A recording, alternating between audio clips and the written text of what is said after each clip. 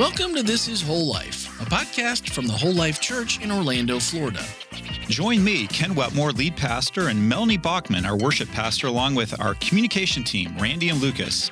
Take a look back, a look deeper, and a peek into the week ahead. Here we explore meaningful conversations about spirituality, community, and living with purpose. We don't have all the answers, but we are walking the journey together. Wherever you're listening from, you're wanted here. This is Whole Life. Hey everyone, it's episode 516 of This Is Whole Life. Every week we're digging just a little bit deeper into the messages and the special messages that are happening here at Whole Life Church. This past week was a very special message by one of our very own. And this was, I didn't realize this going in, but this was part of the Voices of Whole Life. This was one of ours for this year, isn't it? It wasn't. Nope. This was young adults hosting the worship this week. Because it felt like the caliber, like Voices of Whole Life is one of our best series every year, and the caliber of preaching is always exceptional. So I was we don't kind of just assuming. Wait for Voices of Whole Life to have high caliber preaching. Well, no, of course not. I mean, you asked Any me. week Ken's not preaching, it's going to be high caliber. So. I was going to say, you asked me to preach a couple weeks ago, so I mean, obviously high cal, brother.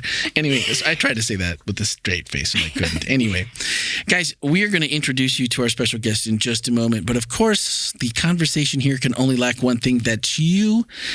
You can send a voicemail or text to 407-965-1607 or podcast at wholelife.church, just like Carolina Dave.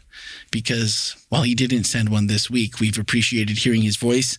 It's always good to hear the voice. I mean, I can sometimes feel the voice in words, but I can't hear the voice. So always extra credit for a voicemail. So this week, I don't know how we did it, but even though Ken wasn't preaching, Melanie wasn't preaching, but everybody is here that's supposed to be here.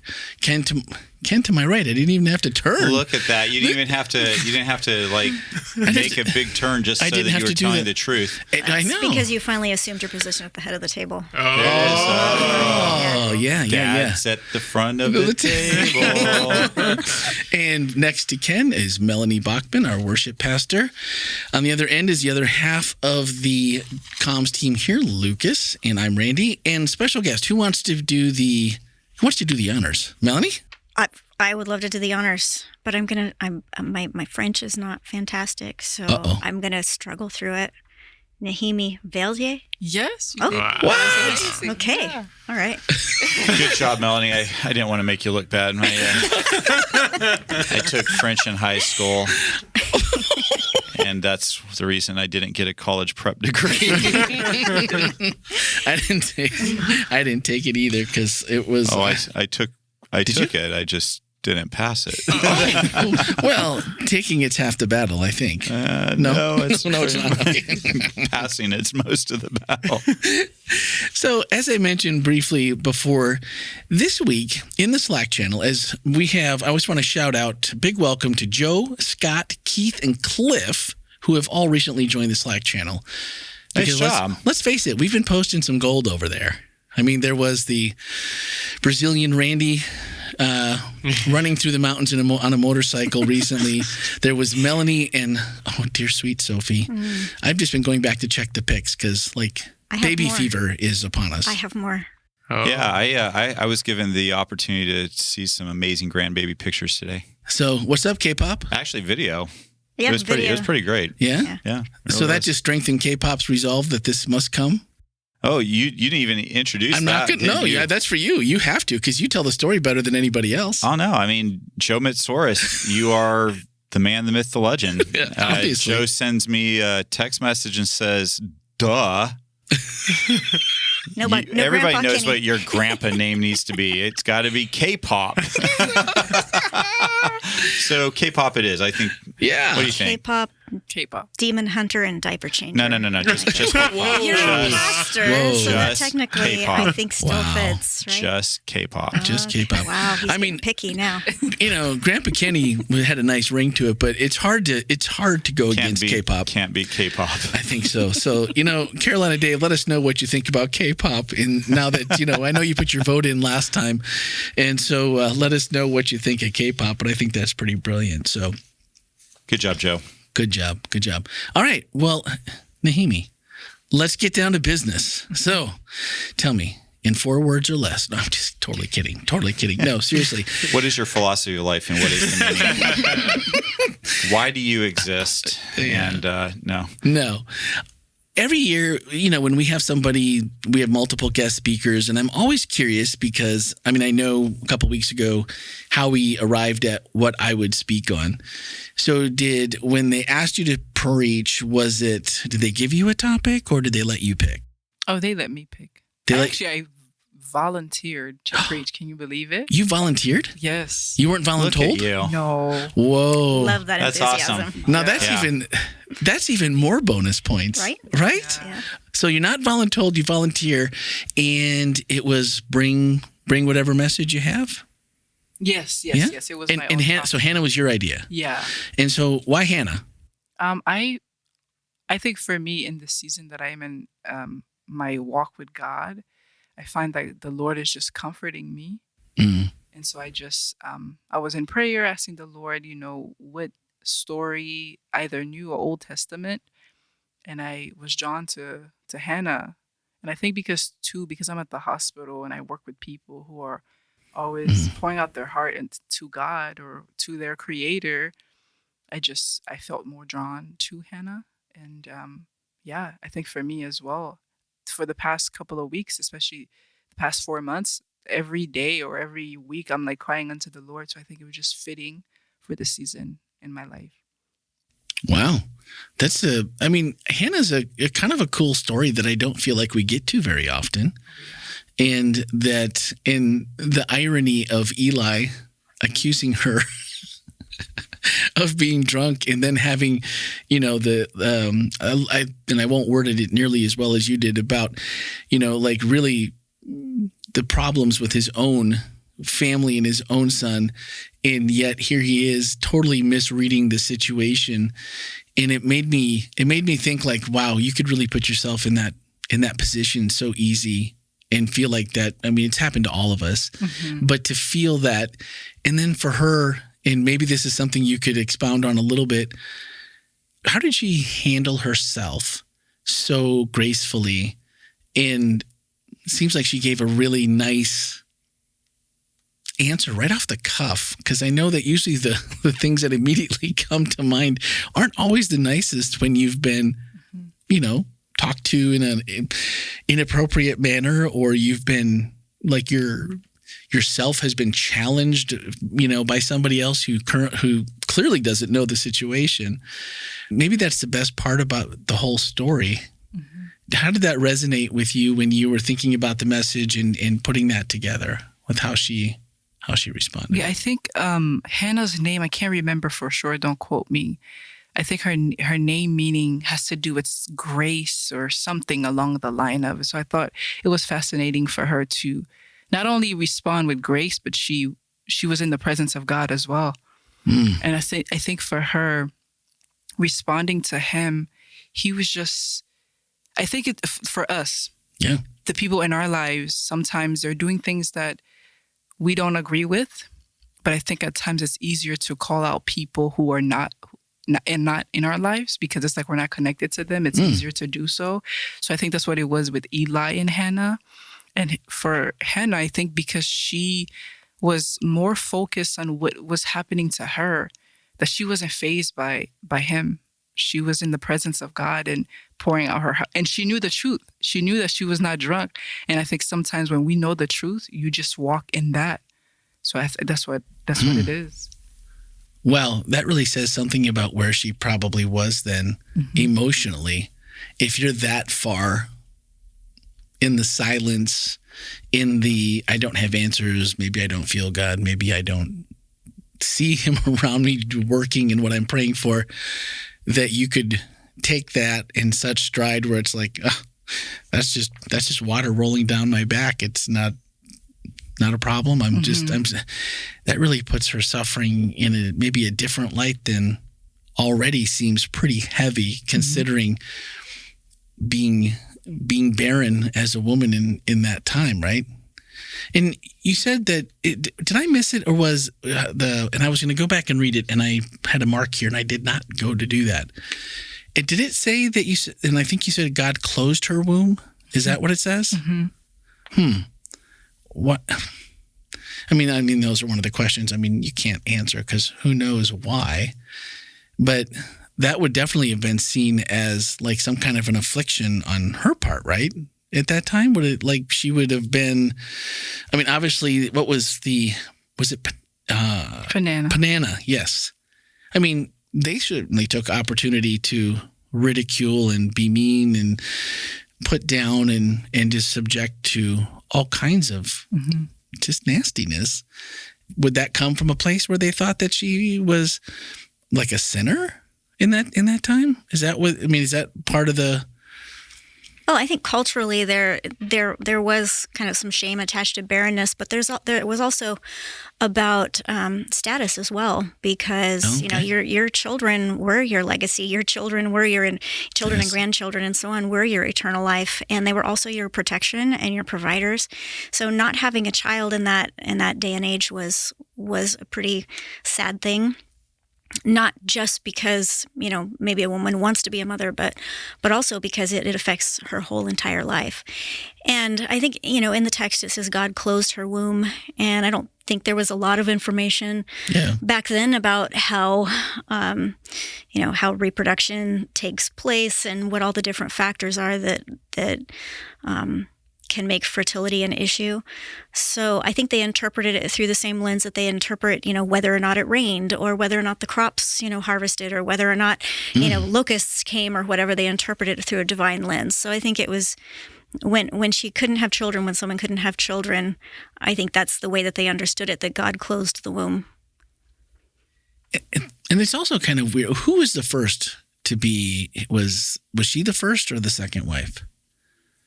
I don't know the answer to that, actually. She was the favorite wife. She was a favorite. Well, he loved her more because she couldn't have kids. Was there more to it than that, or was that... I mean, that's kind of what I took away from it, was that he felt almost... I don't know if he loved her more, but that he felt bad for her because he gave her the double portion. Was it because of that, do you think? I think it's an interesting thing, because in that time and place, a man wouldn't necessarily feel bad for a wife that wasn't able to bear children, because that was the function that in that society... Okay. He would have expected her to be able to have children. In fact, I do believe, Melanie, and I don't think I'm making this up, that a man had the right to divorce a woman who wasn't able to produce children for him. Whoa. So the fact that he not only kept her as a wife, but favored her, signals that they had a deep connection in their relationship. There's some echoes of Rachel and Leah there as well, with Rachel being the favored wife who couldn't have children initially. I think that's an interesting repeating trope. Yeah. Well, and I love when you referenced how long, O Lord, how long shall my enemy be exalted over me? And then you said, we serve a God who hears, because if he heard them, he hears us, and he hears you in all of your broken places.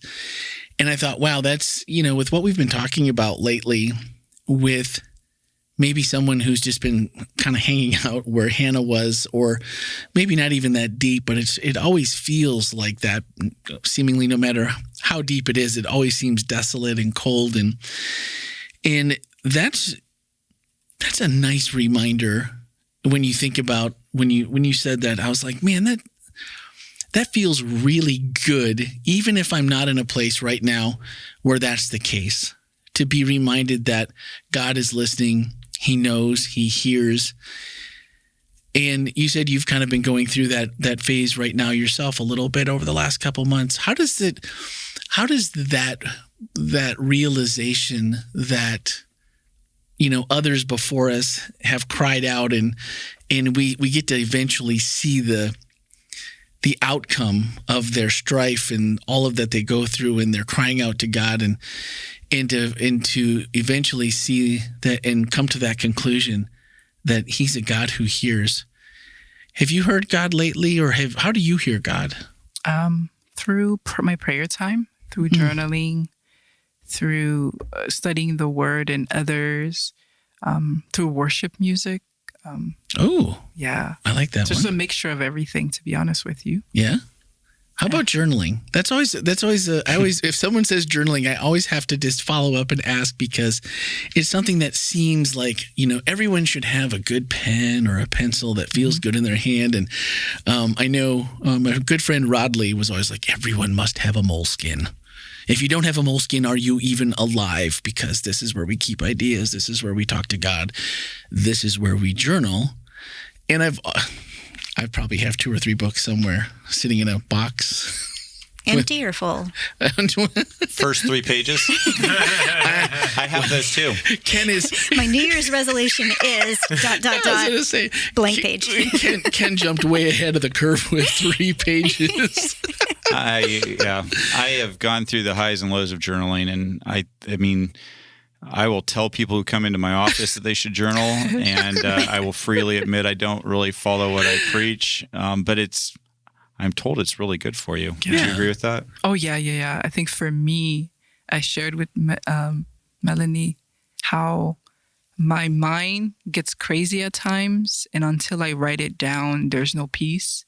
So when I do feel overwhelmed, I literally have to write thoughts for thoughts and journal. And Really? even my prayer, like growing up in Adventism and the Caribbean, like it was very intense, and I didn't know how to manage. I didn't know my emotions. But as I gotten closer to the Lord, I realized like there's different ways that we can worship Him.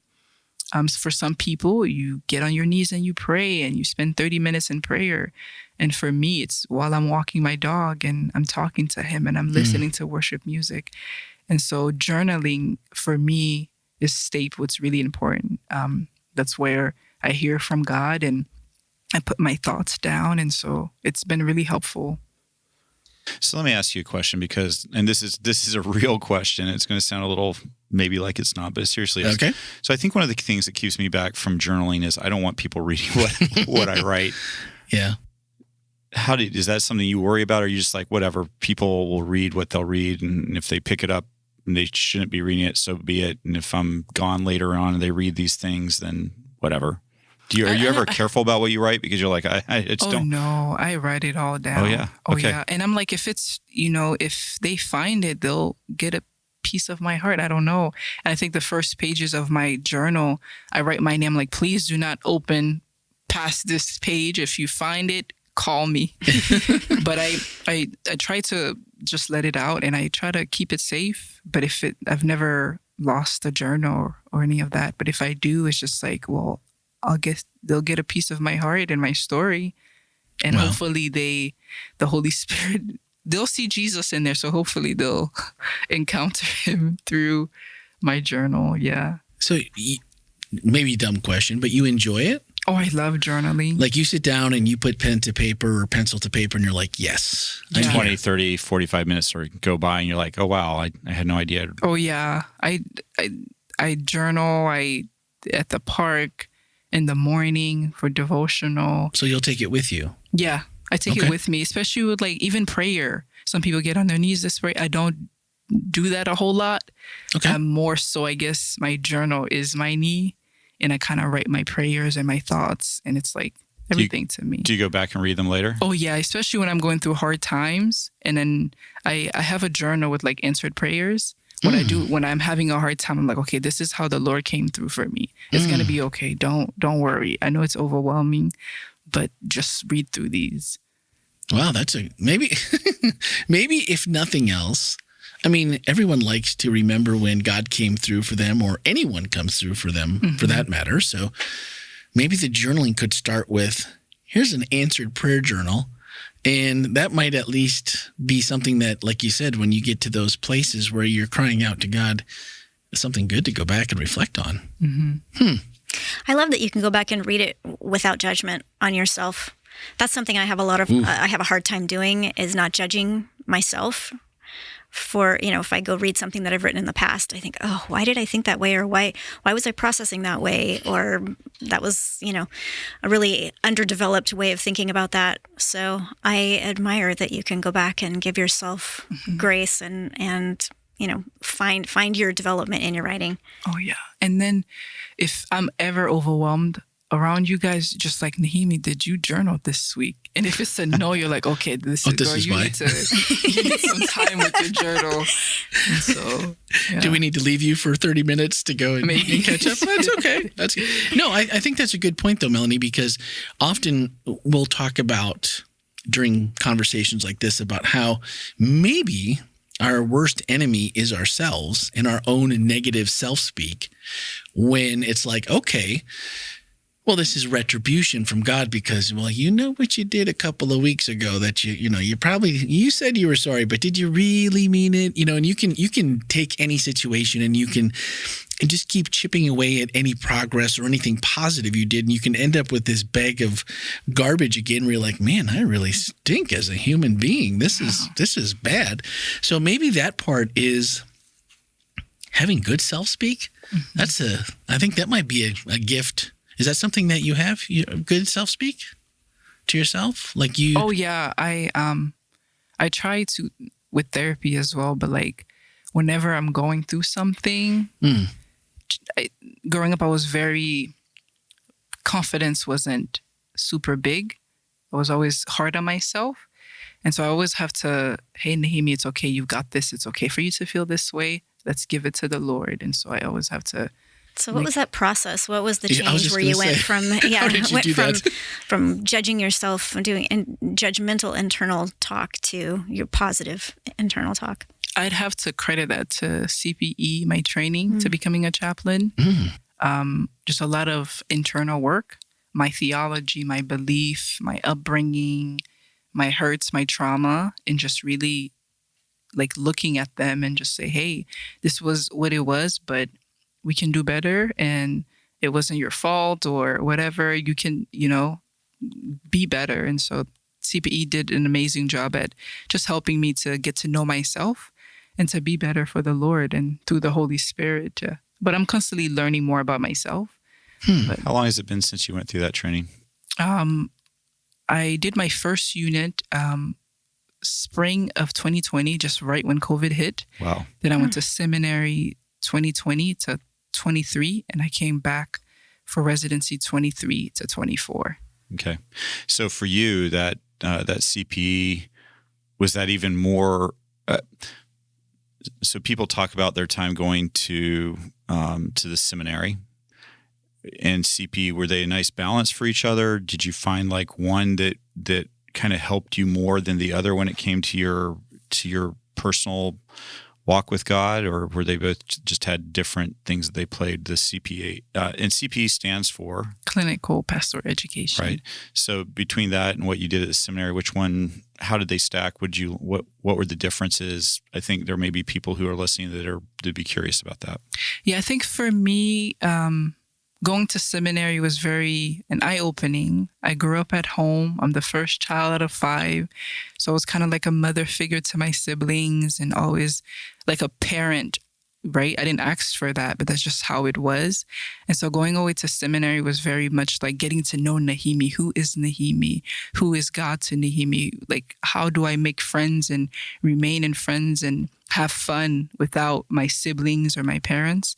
And I think I did a unit of CPE before seminary. Mm-hmm. And so completing that really helped me to practice what I just learned, how to be present to myself, how to be present with others, because I got a chance to work in the seminary as a grad assistant. And so I got to be with the seminary students and to sit with them. And sometimes they'll come in, can you help me with my classes? And I'll just practice what I learn in CPE and just like listening to them and being present to them. So I think it was a good balance for both, nice. Especially having that first unit, because usually you do a unit while you're in seminary and then after you're done. And then going into residency, I was very much open. I'm always up to learning. I love like you learn things. You never arrive. And so CPE just really helped me to just learn more about myself. I have to say that's one of the things I really love about CPE is that everybody who does it feels like they come out a little bit more balanced personally. I've just kind of watched that through the years that I've been aware of people who do these things, and it really, because of that focus on and correct me if I'm saying this wrong, but basically because there's such a focus in CPE on kind of figuring out yourself and what's going on inside, and because you have to be able to do that to sit beside people in a hospital setting, particularly people who are going through incredibly difficult things. If you're bringing your own baggage into that room, then you're not really helping them, because you're sometimes we use other people to help us deal with our own baggage rather than them being there to really support them. And so it feels like that CPE process really refines people. In your case, you're talking about how it really taught you how to journal and be less self-critical of what you put down on paper. And I've watched that in a lot of different people who become chaplains and go through that program. So it's one of the things that it really impresses me about it. Yeah. I like to say CPE saved my life physically and emotionally. I think up until that point, there was so much emotions, but my background, I'm Haitian, we weren't taught to like sit in our emotions, right? And so I think CPE really was like, okay, it's okay to be sad. It's okay to cry. It's okay. It's okay to come to the Lord with that. He's not angry with you. And so I like to say like CPE literally saves my life emotionally. Because at that time, I graduated college. I didn't know who am I, who is God. And so going through CPE just helped me figure out all that. And I think that I'd love to double click on sit in your emotions a little bit, because if I'm going to be honest, it makes me feel uncomfortable when you say that. Yeah. It used to for me, but it's more so acknowledging your emotions and say, listen, I was created with these emotions. I ought not to demonize them, and I just release them unto the Lord. That's what I say to some of my patients. Like, it's okay for you to be sad. This is overwhelming, and you can, bring it to the Lord. He's not going to, you should be happy, And so just sitting with it, acknowledging it, and say, Lord, I will give it to you, and I can take your peace. And so, yeah. And to do that, you're saying in order to do that, and CPE will teach in order to do that, you have to actually acknowledge the emotions. You can't just say, I think I'm feeling sad, but we're not going to think about that. I'm just going to shove that into a back corner. Because you talked about the culture you grew up in. The culture that I grew up in was very much, if you feel sad and you want to shed a couple tears, that's fine. And then let's go ahead and you're done. Move it to the back of your brain and don't deal with it anymore. And, I think one of the favorite sayings growing up is there's no use crying over spilled milk. That was kind of one of the things that I grew up with, meaning, once something's done, it's done. Yeah. So just move on. But you're saying that's not healthy. CPE would say that's not healthy. And I know some of the answers. I'm just wanting you to kind of tease it out, because I think there are people who would be listening to this who would say, yeah, I really feel uncomfortable with this idea of sitting in my emotions like Hannah was, to weeping in front of God. I just need to, just kind of, in the British world, stiff upper lip and, just kind of shove it to the back and just keep on moving. Why isn't that healthy? And what is the healthy alternative? I think, like I said, I believe that the God of the Bible, he is a holistic God.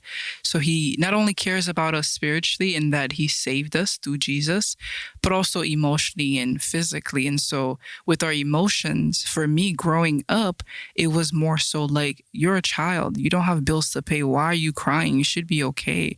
And so CPE was like, hey, these are your emotions. You were created. Literally, the Lord cries. You know what I mean? God was angry. He has these emotions, and you were made in his image. And so I think maybe when we start looking at ourselves like God sees us, hey, I created you in my image. So it's okay for you to cry. It's okay for you to come to me with that. I'm not going to hate you for that. And so, and that's also baby steps, It took years for me to get to this point. I didn't just wake up, oh my gosh, I'm comfortable with my emotion. Matter of fact, growing up, the thoughts of emotions, just like what is this? I don't want to talk about it. And so it's a process. So I would just also say be gracious with yourself. If you're at a point where you want to release and surrender, just be gracious with yourself and come to God like, Lord, I am feeling sad today. I don't know what's going on. Would you just help me to know what is happening? And I know we serve a God who loves our honesty. as ugly as it may be to others. So how do you, as a chaplain, give people permission? How do you work with people who are experiencing big emotions and maybe not wanting to deal with them? Or do you encourage them, hey, go ahead, it's okay? Or how do you guide somebody who you can tell is going through some things, but maybe like me is trying to shove it into the back of their brain, not really actually deal with it? What do you do in those situations? How do you encourage people on their journey of kind of dealing with emotions that they may not want to? For me, walking into a room, I introduce myself, and especially I had a patient's family this week who was really just overwhelmed with what was going on with her husband. And I sat with her. I'm like, hey, I'm here to just be with you. Would you mind sharing your heart with me? And she began talking of how hard it was for her. And she started crying. And I just was like, hey, I'm here. And there are moments of silence. I think sometimes we don't like moments of silence because it's awkward, but I thrive off of it. Whenever I'm with a patient and there's no words, we just sit in the silence. And she's like, I'm so sorry. I'm like, no need to apologize. And she had already told me she was a believer. And I was like, God, it's okay for you to cry. It's okay for you to feel this way. And I also talked to her, was like, sounds like you going through the stages of grief. You're sad right now, even though yesterday you were okay. It's just a roller coaster, and just sit with them. I think because of the training and because I've been able to sit in my own emotions with the Lord and with others, that now I am able to do the same thing. And so there's never a moment, even when at the hospital, there's a code and they call us. I kid you not, I'm so at peace. I'm not worried, but it's just more so because I've done the work as well. Now I'm able to sit with the patient, no matter how ugly it may look to others. I just feel really comfortable. Emotions don't scare me. And I used to be scared of it because I didn't understand it. And so that's what I would say. That validation, basically, that you were talking about, that realizing that God is just there waiting, just like you're with the patient. It's okay. Go ahead and cry. And I feel like I grew up in Haiti North. If that's what Haiti was like, that was definitely, you definitely stuffed emotions. You didn't talk about it, and you certainly didn't take pauses while someone cried, because that was a waste of time. What are you crying for? And it was just not a thing. So to hear you say that, and then again make one of those realizations that God's like, look, I made you. I know you're the good, I know the bad, I know what you're feeling, and go ahead, tell me. And that's an invitation that if you've never had one, that's difficult enough sometimes, though, because it's like, I don't know what to do. This is completely new territory to digging into emotions or to connecting emotions. Nevertheless, I feel like there's times when you really feel like you need to, but where do you start? And so what do you do if you're at that point where you just you haven't done CPE, you haven't done any of those things, and you're trying to just say, okay, I'm fine. I know God is there. I know He's listening. I know everything, the validation that He created me and I'm important, but I don't feel important. And I don't even know where to begin with why I'm either sad or I'm angry or whatever it is. How do you get started if that's not something you've been ever shown how to do? Mm-hmm. That's a good question. I would like to throw it off to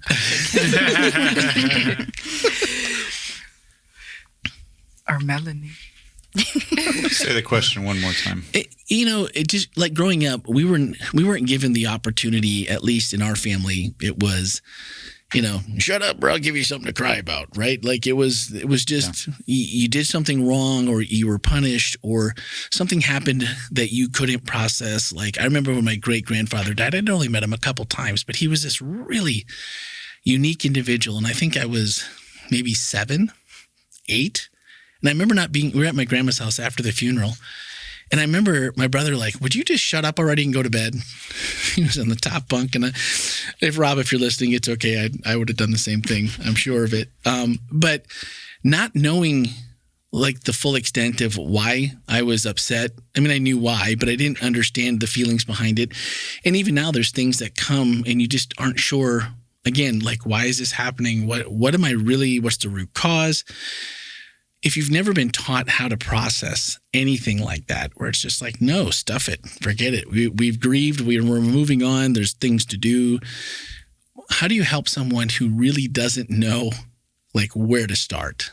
Is it just prayer for you? Is it prayer?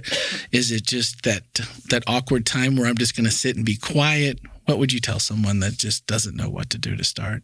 I would invite them into prayer, to give their hearts to God, and just like, hey, Lord, this is the reality. And this is how I talk with God as well. Lord, here I am with this. I'm not quite sure how to go about it. Would you send someone my way? Would you sit with me? Would you comfort me this week with this? And I'm 199.9%, because we live in a sinful world, right? That the Lord will provide. He will do something for you, even if it's small, big or small. And so those I would say, or if you do have someone that you trust, that you can go to them, or sign up for a therapy session, or go to your pastor and just say, hey, this is what's going on. I'm not quite sure how to approach it, like someone that you trust as well.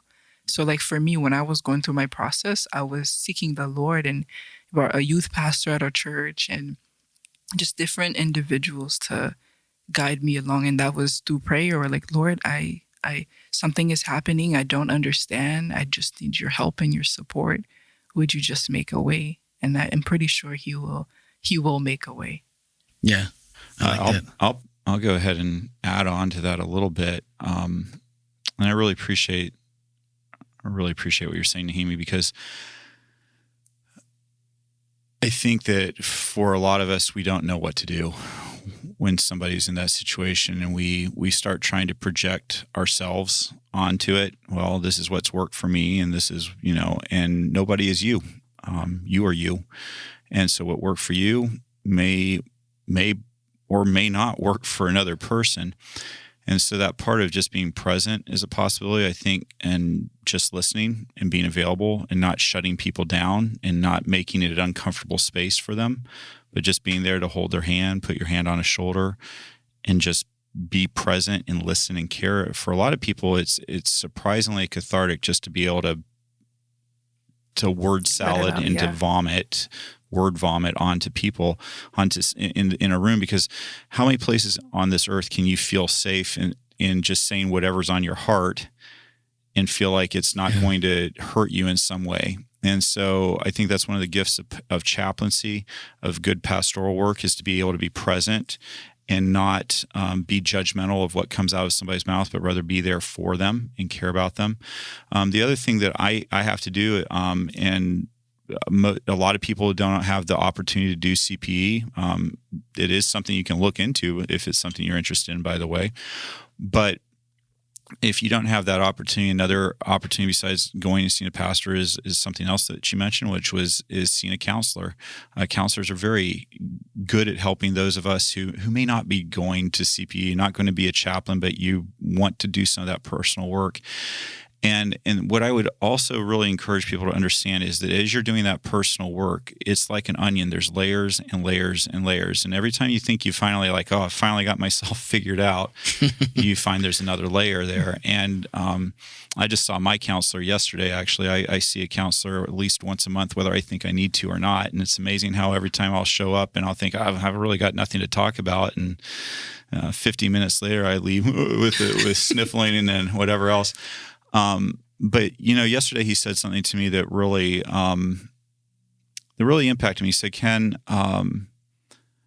trauma is generational, and you want to get over it. He was very much nicer than this, but I'm paraphrasing it. He basically said, you want to get over it right away, but it took generations to get to where you're at with the things that you're dealing with in your life. And so to think that you're just going to snap your fingers and suddenly everything's going to melt away and everything's going to be perfect, that's just not realistic. And it does, Nehemie, you said putting in the work. And that's really something I think I'd encourage people to think about. It isn't just a show up. And I think a lot of people want to approach God and they want God to just suddenly do the miracle. They no longer feel the pain. They're all good.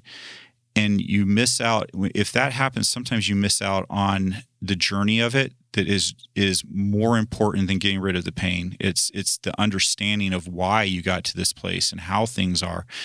And so, my encouragement to those of you who are listening to this, and firstly, it was such a good sermon. Thank you for it. But my encouragement is be looking for the places in your life where you can unpack what's going on, and then don't expect things to be perfect overnight, and give yourself the grace and forgiveness to be okay. A little earlier, I said, I feel a little judged when I say I feel uncomfortable hearing that, right? I feel like, oh, maybe she's going to think less of me because of it. But it's the truth. I do feel a little uncomfortable with it. And part of it's because the way I grew up, the culture I grew up in, and things like that. And because I haven't done all the CPE work that you've done. And there's other work that I've done in my life, but there's more work to be done. And so those are things where we need to just be able to be vulnerable with each other and say, hey, this is where I'm at. And I think that, by the way, for those of you out there that might, if you want your pastors and chaplains to be real with you, you can't punish them when they are. I remember being in one group and just sharing something. It was something that was from my past. It was in the past, and it was a group discussion on that particular topic. And I came out of it and saw a member of that group a couple of weeks later, and they said, oh, I just can't believe you're a pastor and that's a part of your past. And it made me think, I don't really want to speak up in that group anymore because it doesn't feel safe. I mean, just because there's things that have happened in my past doesn't mean that I am not called, or that God hasn't. Just means that I have trauma just like you. And there are things that I'm working through in my life just like you. Yeah. And so one of the things I just really encourage you as you look at your chaplains, as you look at your pastors, just right, they're people. And sometimes I think God takes some of the people who need to work on their trauma the most and put them in ministry and gives them the opportunity to do so. Anyway, but I really appreciated the sermon because I think it's a sermon that really hit home for a lot of people who are going through difficult times. I talked to a couple of those people after the church service that your sermon touched them because of where they were at and the things they're going through, and really hoping that God was hearing them and wondering in the moment whether that was it or whether, what's going to happen next. So I really appreciated the beauty you brought to that, and the encouragement, but the realism as well. So I thought it was just a really well done sermon. Thank you. I'll just chime in really quick. I think another practical way, if you're not used to thinking about your emotions or feeling your emotions or processing your emotions, we're really complex people with complex emotions. And I think in order to be able to understand and process your emotions, you have to be able to build a bigger emotional vocabulary. In other words, you have to be aware of all the different kinds of emotions that are out there so that you can start thinking, oh, I'm feeling this way and this way and this way. Because a lot of us have not, a lot of people have not been taught emotions beyond happy, sad, angry, but there's a whole spectrum of emotions that we go through. And if we have the language to talk about it, it's easier to actually start processing that. I like that. The thing I didn't want to leave before we talked about was, you said Hannah ran to God, the very God who allowed her situation. He closed her womb. He wasn't absent in it. He was sovereign over it. And he allows seasons in our lives that we don't fully understand. And then, you talked about how Hannah, comes to God begging, like, if you give me a son, I'll give him back to you. And the posture of surrender and humility. And you said God lets you get to a place where you realize he is your only option, and sometimes your most honest offering before God is your tears. And that was really a really beautiful, when you think about it in that way, about what, where she was, what she was thinking, and to somehow be clear and cognizant of who God was. And I feel like she really realized it and said, okay, if this is who you are, this is who I know you to be, then here's my, I love the fact that she's in a way bartering with God. I will, if you give me, I will give you for his entire life. And there was something really, really touching about that as a dad who is like, I mean, you hope your kids are with God all the time, right? And you hope that never changes. But also to say, look, God, I will, if you give me, you give me one of my girls, I will make sure, and I don't know, it seems like a big thing to say with a lot of weight behind it, more so than just, yeah, of course. I mean, yeah, my kids are God's kids, of course. I mean, that's easy, but that seems very superficial compared to what Hannah did, that posture and humility. I feel like that's like right in there with gratitude. Like if I have gratitude for what God can do for me, has done for me, you believe that if you, like you said, if you ask him, God, I really need someone this week, he'll provide. Mm-hmm. That's a very enticing picture of where to be as a Christian. And so that's just something I hope people take away from your message, is just that posture of humility that she had, with a little gratitude and not worrying always about what you get, but what you can give back. It feels really good. It feels really good. Thank you for that. Of course. I also want to just chime in. One of the things that I appreciated, Nehemie, as we were working through this and talking about it, the emphasis that you had on God listening and God hearing is not necessarily the same thing as God answering. Because, we have this wonderful story of Hannah, who kind of just presents herself before God and barters and prays and cries and really puts her heart out there. And God eventually answers that prayer and gives her the desire of her heart. And we had a beautiful baby dedication second service where it was a similar story of a family who just really prayed and laid it all out for God, and God gave them the desire of their heart. And there are a lot of people who don't receive the desire of their heart. And I was thinking about, those people who it's really hard. You'd really try to be happy for somebody else in the way that God has answered them, but your arms are still empty. And so I appreciated the fact that you focused a lot on God being present with you and God listening and God hearing your cry versus the answer that God is giving. Because I think even now, back in those times, people would sort of judge you or whatever for not having children. And I think that even now, we talk about, well, Hannah was amazing because she did this and she did this and she did this. And I think for people who have not had their cries answered, it can feel a lot like, well, am I just not being humble enough? Am I not, promising the right things? Am I not doing whatever it is that would get me to that point? And so I think there still can be a little bit of spiritual judgment, either on yourself or even on others. Well, where's your faith, or something like that, when not everybody has the same outcome. And so I appreciated that your focus was on God being present, God listening.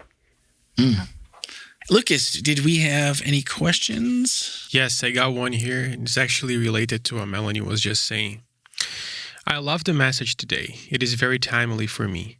Sometimes it feels like God hears, but is a little slow to act when I need action. How can we deal with what appears to be slow action from God? Well, I think we've kind of had a conversation about that. I think the processing with people and the, praying over it. Those are all some of the ways that you can deal with that when it doesn't feel like God is doing what you want God to do. That's such a good question, though, because I think of course, we've all been there at some point where we have felt that way. So, to think that, like Melanie just talked about, to feel like, well, am I not worthy? And that's where that self-speak is, I think, so important too, to realize, the validation that God created us and we are enough, and He's there listening.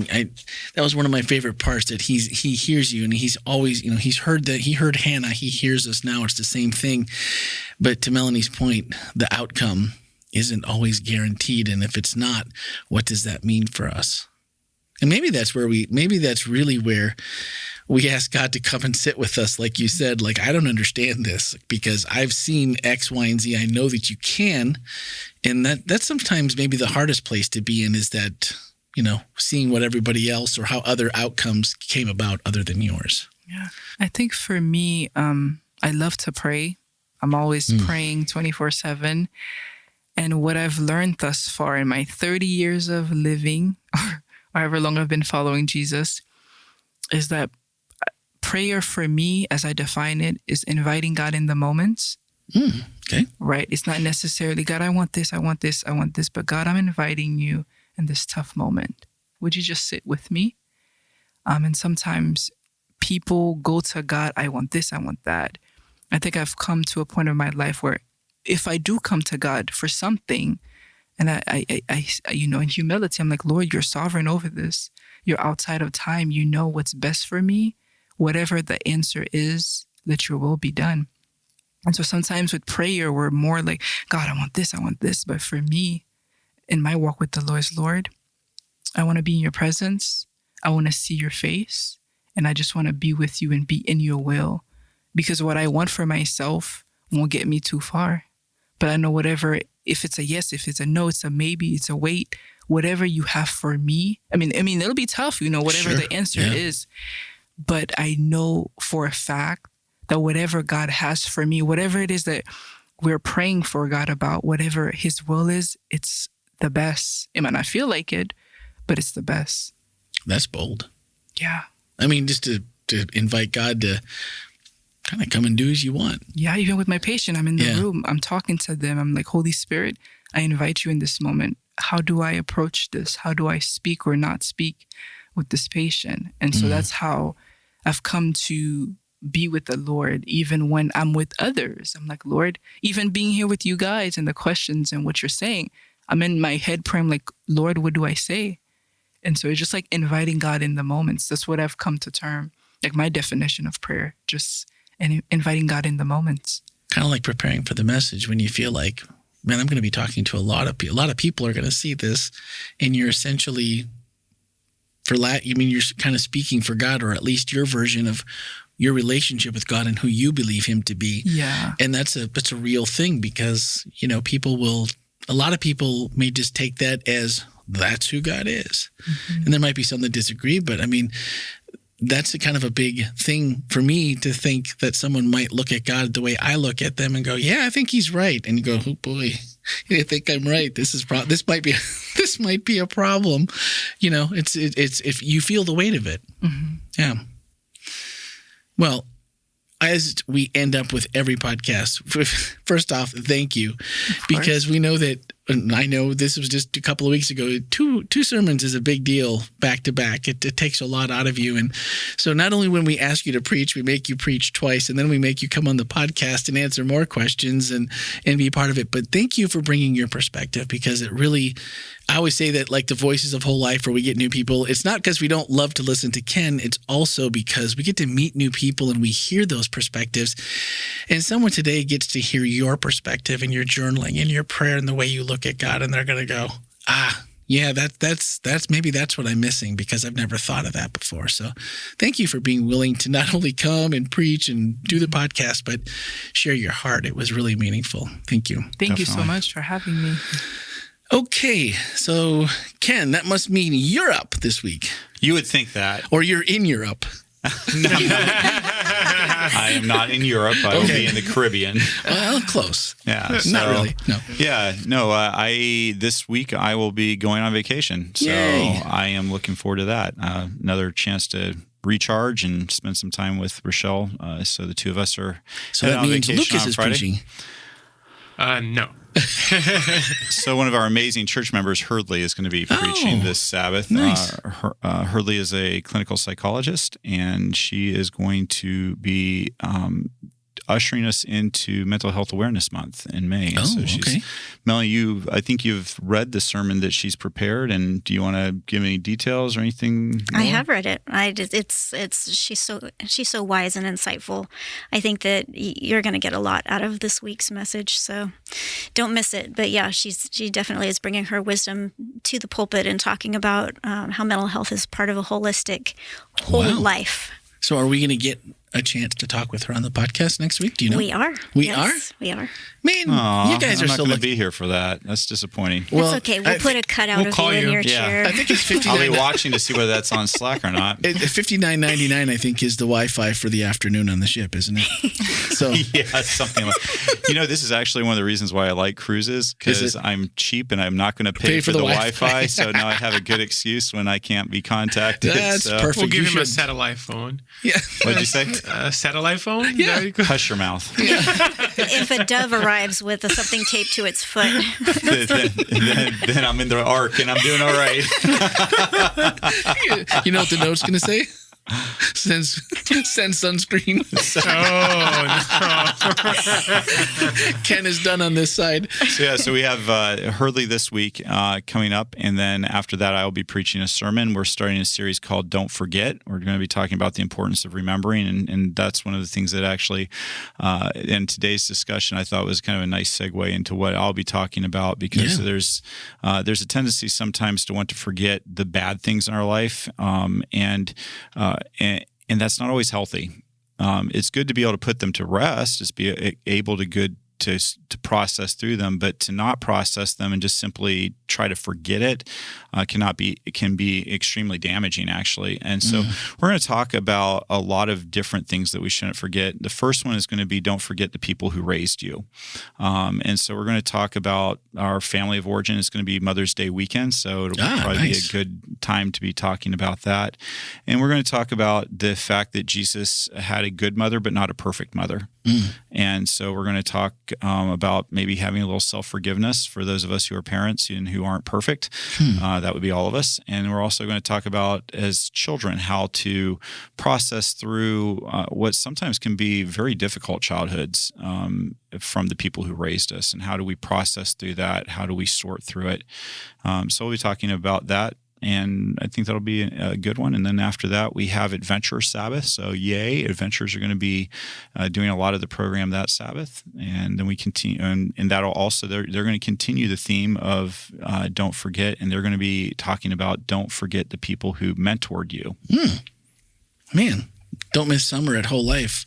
Because if you haven't the checked summer is like, this is the preview to the summer, because the summer is a whole other series, our favorite things. And this, I've already got 5 solid sermons requests. So this is, I need another 6 more. Yeah. So we want your favorite Bible verse or story and why. And Randy and Lucas are going to find you and just do a quick video clip. I know this maybe scares some of you into not wanting to do this, but please do it, because I think it's going to be a lot more fun for us if we can get people to say this is what my favorite verse is and why. So yeah, be a part of that. You can send your request. Unlike the Great Question, where I don't get to know the sermon ahead of time, I get to know the sermon ahead of time. So you can send it right to me, Ken at wholelife.church. In fact, I'd encourage you to do it so that Melanie doesn't twist your words into something that's going to be harder for me. Don't make him get out his backpack again. But I'll give you one that came in that I had never spent any time on. That it's the scarlet worm. Oh, The Scarlet Worm. dun, dun, dun. And one of our very avid listeners to this will know exactly what I'm talking about, because they turned it in. What? But it's the scarlet worm, and if you're not familiar with this, you're gonna be All right. If it's an avid pretty good. listener, then they've got to be in the Slack channel. So tonight, I'm expecting some Scarlet Worm information in the Slack channel. Feel free to own it if you want to, but don't give away anything before I get a chance to preach on this.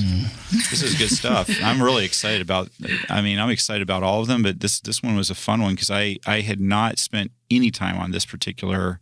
I'd never spent any time on the scarlet worm before. Okay. So yeah. Well, you're about to spend a lot more time on air conditioning and staying indoors, because May's around the corner, which means summer's around the corner. And tomorrow's high is 92. Give me a break. Yeah, bring it on. So anyway. I might take my sweater off.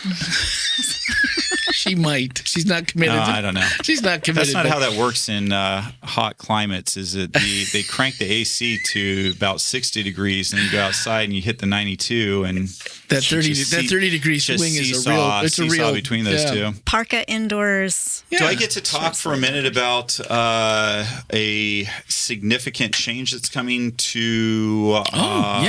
The whole life. It's going to be public knowledge very shortly. So yeah, go for it. First preview for our podcast, folks. They always get the first preview. Let me ask you this, Randy. If I told you that I could save your house $50,000 a year, your household budget, how would you feel about that?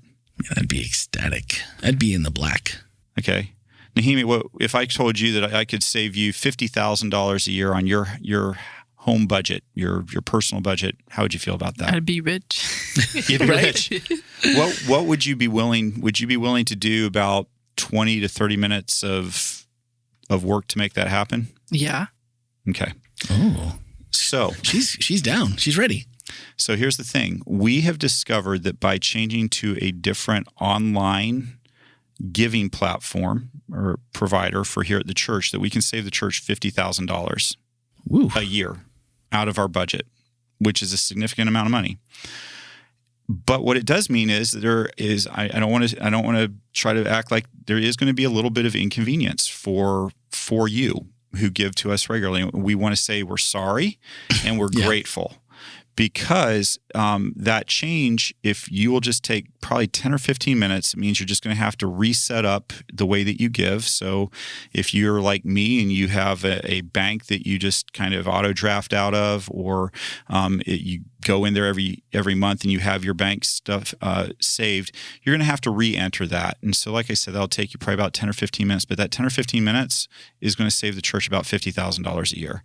And so we're really grateful that we think you're going to understand why it would be important for us to make that change if we can save $50,000. And we're hopeful that you will go ahead and still continue to give, and you'll make that change with us, and because you believe in the mission and vision of what we're doing here at Whole Life. And so thank you so much for how you're doing. The other really big benefit from us, besides the $50,000 of savings that we're going to get by making this change, is that this giving platform more closely aligns with the church management system that we use, and so it's a really a huge positive for us. It's not something, that part of it is not something that you'll notice as much as our finance team will notice. Karen and her team of people will be able to really see a big difference by the way this integrates into our system. And so this is going to be happening we're going to make the switch over in June. Am I right? Yep. In June is when, and so for June, if you don't make the switch in June, both platforms will still be up and working. So, but we'd love for you to make the switch in June, because when July rolls around, our current platform will be going offline, and then the only giving platform we'll have is the new one that's going to be helping us save money. So just, we wanted to kind of put that out there. You're going to be seeing a lot more information. Randy and Lucas have a whole plan to make sure that you're well informed. We're going to have tables out in the lobby some of the weekends in case you need any help figuring things out. We're going to be there to kind of help walk you through any questions you might have in this process. But again, I want to say a huge thank you for how generous this church is. There is so much generosity in this church. And I really believe it comes from the belief in what we are accomplishing as a church, that we have so many things that we're doing that are benefiting this community, that are benefiting you spiritually, like this podcast and all the other variety of things that we do. So thank you for how you believe in it, and you believe in it enough to fund it. And we're really grateful for that. And I would just say, like Ken mentioned, there's going to be a ton of information that's forthcoming on this. And we're not going to leave you to try to figure it out on your own. It's not going to be super difficult. It's just going to be a matter of entering information. But there's going to be some weekends where we're going to be in the lobby. You will know that if you're part of the newsletter, the podcast. It'll be from up front. There'll be little cards on your seats. There's going to be a ton of ways to help make you aware. And then my suggestion is come and see someone in the lobby and just say, hey, I'd like to make the change. And if you could help me, that'd be great. Because that's what we're going to do. That's why we're going to be there and make it as quick and painless as possible. It's also an opportunity if you have any questions about the way that we go about doing things financially. We want to be transparent. We want you to feel good about the way that the money that you donate to God's work here at Whole Life, how it's being used. And so it's also a chance for you to have, those kind of conversations with us as well. 50,000. Which we're always open to those conversations, by the way. Absolutely. All right, guys, we're looking forward to that. So be watching all kinds of, anywhere you walk, when church, social, everywhere, you'll find that this announcement will be ready for you. There'll be no way that you can possibly miss it. So we know what's coming up. It's Herdley Paolini next week. And then after that, we start hitting into the summer. So every week, guys, the conversation that's happening over on Slack is a lot of fun too. We don't cover each of them every week, but last week Nate had a comment, and then Roxana jumped in, and I jumped in, and we had this whole conversation over there. So there's another little mini conversation that happens there, and then of course all the other things that we discuss on the show that can't go in show notes. We always make sure you have them there. So please do send an email to podcast@wholelife.church from the email you want to be subscribed from, and join the fun over there. So, and then every week, really by Tuesday at noon, if you get the questions here, or if you sneak one past maybe about 3 o'clock, 2:30, we can still make the podcast. So please do send your questions, because we do really enjoy having your questions and your insights as we go about the podcast, guys. Thanks for listening, and have a great week. Thanks for listening to This is Whole Life. If today's conversation resonated with you, we invite you to subscribe, share, and leave a review on your favorite listening platform. To join the conversation, send a text or voicemail to 407-965-1607 or email podcast@wholelife.church. To learn more about Whole Life Church, worship with us online or in person, visit our website, wholelife.church. Until next time, this is Whole Life.